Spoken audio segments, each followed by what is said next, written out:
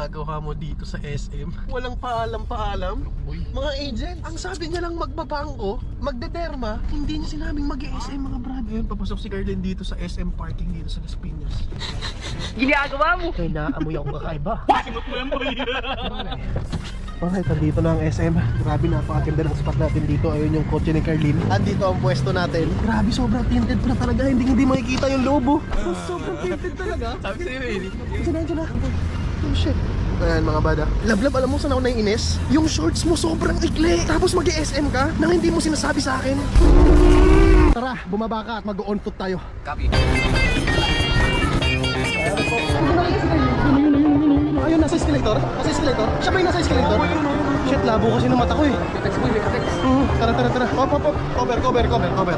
Agents, cover. Okay, move.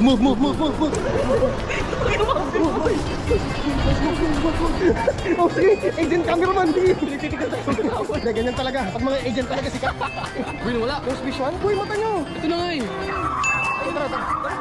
Palumpalo. Mas palumpalo yung cameraman. Target lock. Uy, makita ka. Target lock. Move. Clear. Ano ba yung nakapagtaka? Bakit nandito si Carlin sa SM? Sino ang kikitain ni Carlin dito? Sino?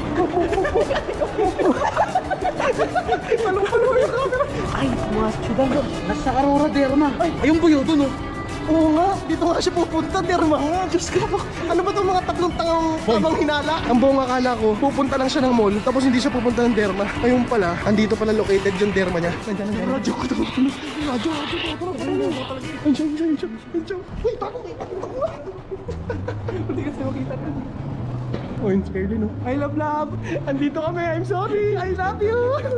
Medyo gumana yung pakiramdam ko. Kasi alam ko nang pumunta siya ng mall para magpaderma. At para hindi gumawa ng kung ano mga kalokohan, kung ano man. Buwasi. Visit ka tamang hinala ka kasi. Tamang inala. Gusto ko lang maging safe si Carlin.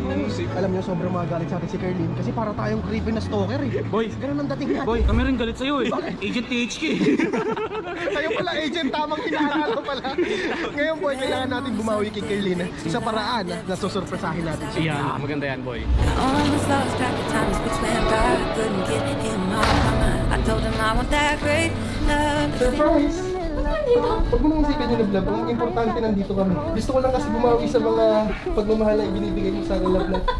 At tanggapin mo itong bulaklak ng pagmamahal. At ang ating puso na nagsasabing, mahal kita.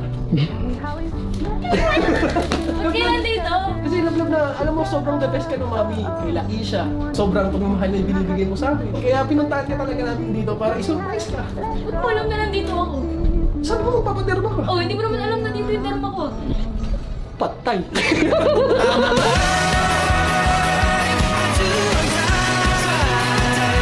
Yan lang, love. Ingat ka sa lakad mo ngayong araw, ha? Sana sinamahan mo na lang ako. I love you.